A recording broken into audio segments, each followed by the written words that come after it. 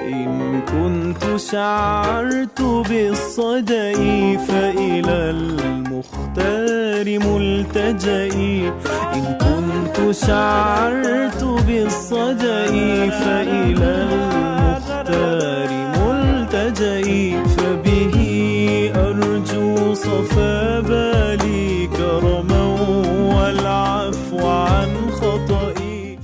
Welcome, dear listeners, to our second episode on Sufism. Today's topic is about the Karamahs of the Waliyys.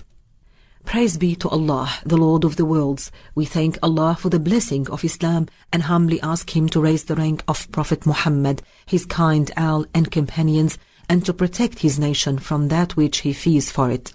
May Allah grant us the sincere intentions and the proper comprehension.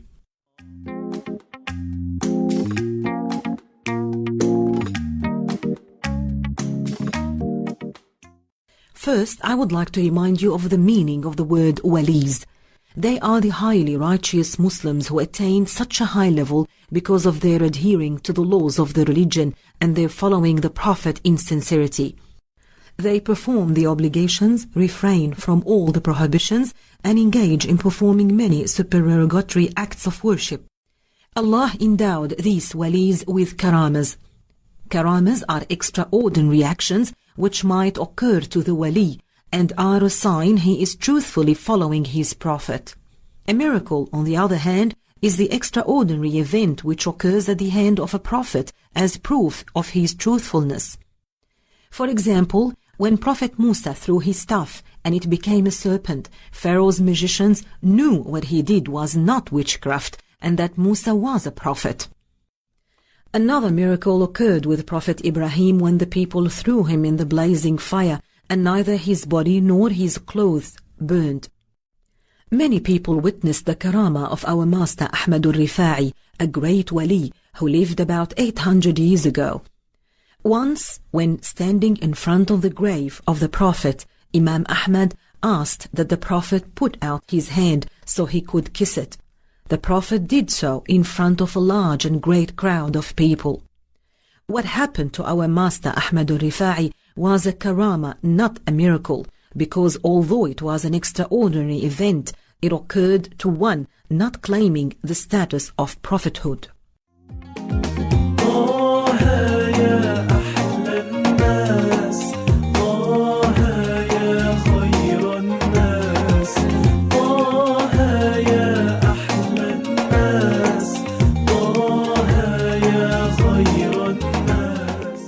Abu Muslim al-Khawlani is an example of another great wali. He stood up against al-Aswad al-Ansi, an evil man who falsely claimed the status of prophethood. When Abu Muslim al-Khawlani refuted al-Aswad al-Ansi, he tried to kill him to silence him. So al-Aswad al-Ansi set a blazing fire and tried 3 times to burn Abu Muslim in it. However, that fire did not burn Abu Muslim or his clothes, a Karamah for Abu Muslim. Seeing this, Al-Aswad decided to banish Abu Muslim from his land. Abu Muslim went to Al-Madinah, the city of the Prophet, a place he had never been before. He was met at the borders of Al-Madinah by Umar ibn al-Khattab. Although Umar had never before met Abu Muslim, Allah gave our master Umar the knowledge of his story. Umar said, "Praise be to Allah who made one of the members of the nation of the Prophet similar to Ibrahim al-Khalil," meaning that the fire did not burn Abu Muslim as the fire did not burn Prophet Ibrahim before him.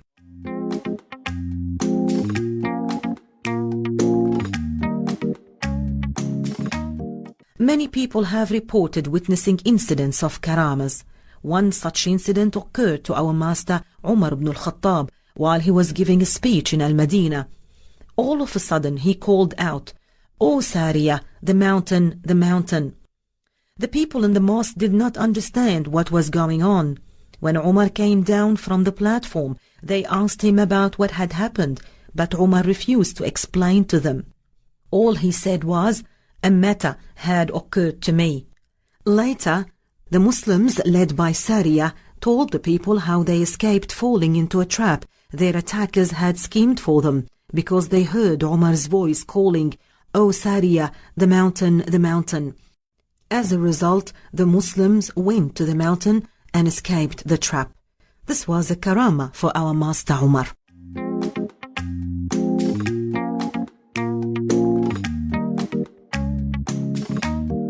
Our Master Ahmad al-Rifa'i used to give lessons that were attended by 100,000 people, all able to hear his lesson without modern-day microphones or any other instruments. It was reported a man could be working in his field, planting and plowing, and still be able to hear the lesson. Ahmad al-Rifa'i used to teach the people fiqh, tawheed, the Arabic language, the fundamentals of the religion, and other knowledge.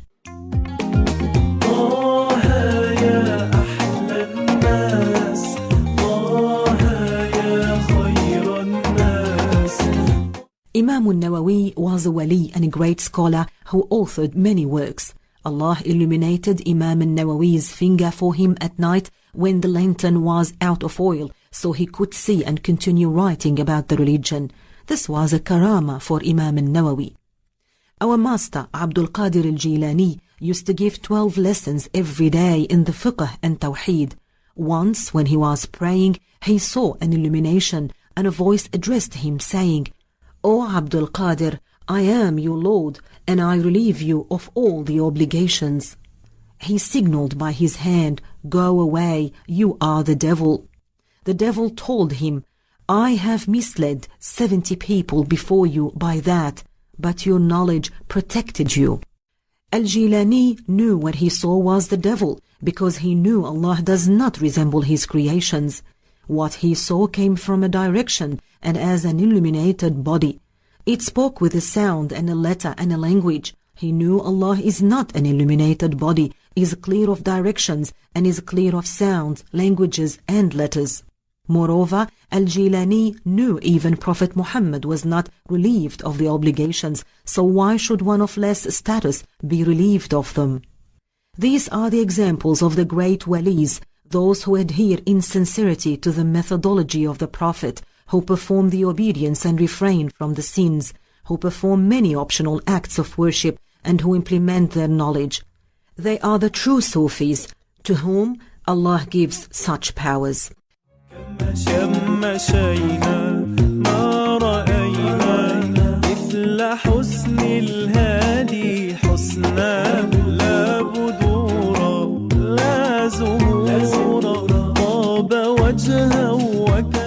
Dear listeners, we move on now to talk about the tariqah. Among the true Sufis, you will find those who follow a tariqah and sit in circles to remember Allah together. The tariqah is a good innovation in Islam. It falls under the permissibility in the religion for the top scholars of the nation of Muhammad to innovate matters in the religion which comply with the Quran, Hadith, Ijma' and Qiyas. Those scholars who innovate such innovations are greatly rewarded, as are those who practice their good innovations.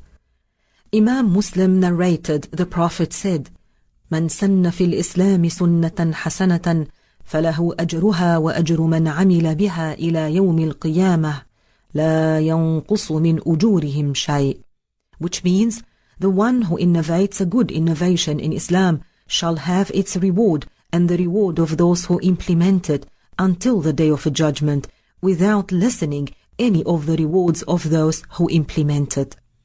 There are about 40 tariqas. All of them are sound in principle and origin. Examples are the Rifa'iyya tariqa, the Qadiriyya tariqa, the Naqshbandiyya tariqa, the Shadhiliyya tariqa, the Badawiyya tariqa, among others. All of them were established and founded by great scholars of Ahlul Sunnah in compliance with the religion, that is, in compliance with the Quran, Hadith, Ijma' and Qiyas. However, today there are many people who claim to be followers of a particular tariqah, yet have perverted and misapplied the original tariqah, thereby doing things contrary to the religion. Although such people exist, they do not shake the foundation, the truthfulness or the credibility of the tariqas.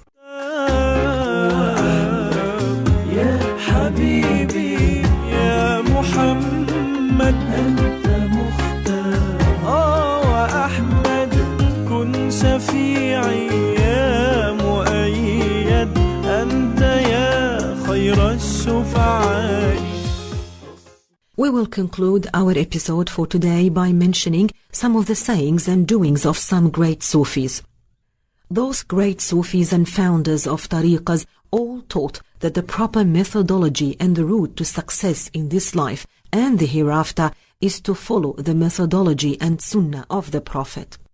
Al-Junayd al-Baghdadi, who is the master of the path of the Sufis, said, quote, "Our path is guided by and based on the book of Allah and the sunnah of the messenger," unquote. Shah Naqshband, another great name among the great Sufis, said, quote, "The correct way to our path is to follow the Prophet sallallahu alayhi wasallam," unquote. Among the famous sayings of our master Ahmad al-Rifa'i is, quote, "The tariqah is the same as the laws of the religion, and the laws of the religion are the same as the tariqah," unquote. This means the tariqah applies the rules of the religion, and the rules of the religion order that which is practiced in a sound tariqah. Abu al-Hasan al-Shadhili, the founder of the Shadhiliya tariqah, said, quote, "If extraordinary matters happen with you that contradict the laws of the religion, the book of Allah, and or the sunnah of the messenger, then definitely leave them out and follow the rules of the religion," unquote. Those great Sufis, founders of tariqas, all advised their students to acquire the knowledge and implement it. Imam Ahmad al-Rifa'i, the founder of the Rifa'iyya tariqah, advised the Muslims at large to quote the sayings of Malik, Ahmad, al-Shafi'i, and Abu Hanifa. This is to highlight the importance of learning the matters of the religion through the great scholars of Islam, the scholars of the four most recognized schools of thought. Al-Ghajdawani, who set the foundation for the Naqshbandiyya tariqah, wrote a letter to one of his students. In his letter he said, "I urge you to acquire the knowledge and the good manners and to be God-fearing.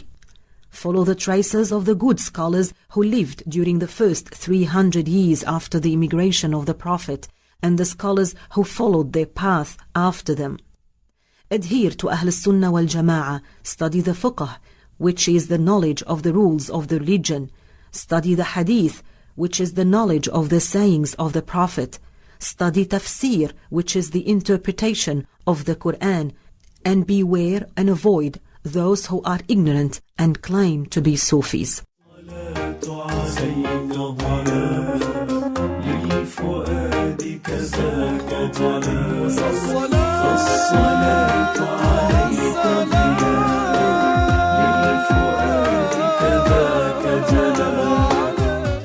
The Prophet did not indulge his appetite. He ate a little with the intention of supporting his body to be able to carry out Allah's orders. It is known that an entire month would pass and the Prophet would not light a fire in his house to cook. Rather, he and his family would choose to eat dates and drink water. The Prophet's companion Abu Bakr as-Siddiq at one time was a very wealthy man. After he became Muslim, he gave all of his money to help the Muslims and to support the propagation of Islam. After that, he was seen carrying merchandise on his shoulder to sell in order to earn a humble living for himself and his family. This is the situation of the Sufis. They are humble, not arrogant. They do not indulge their appetites or their selves.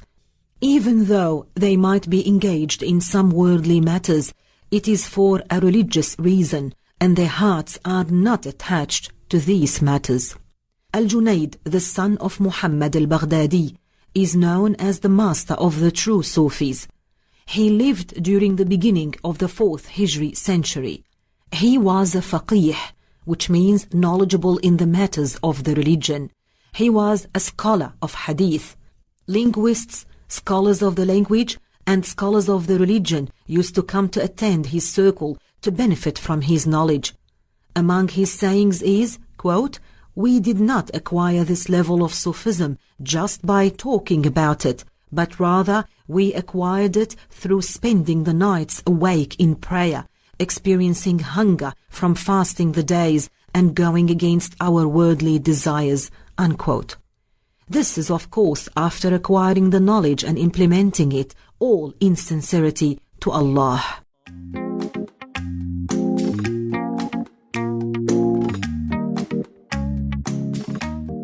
Hence, dear listeners, Sufism is very much a part of the religion of Islam.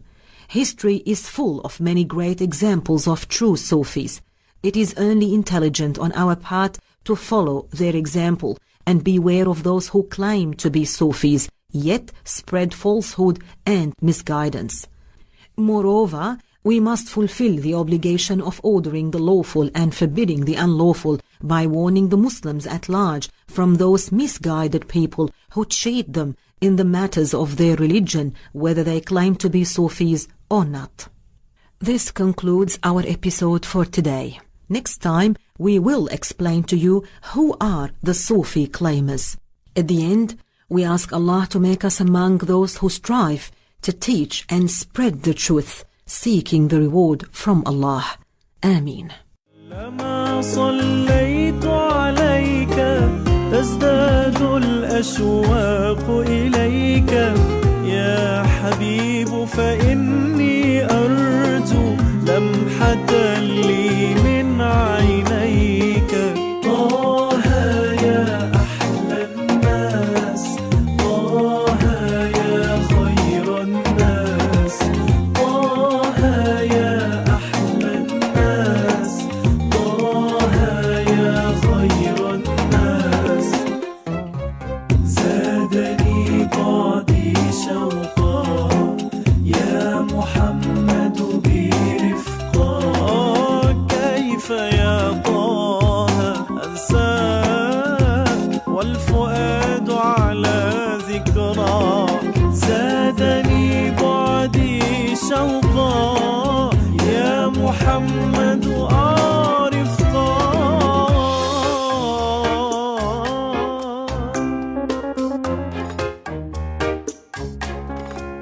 قد شجاني ما شجاني إنني مصاب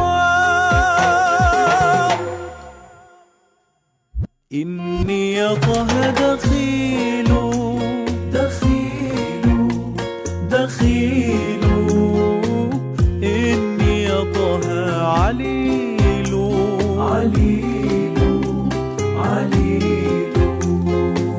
عسى يا طه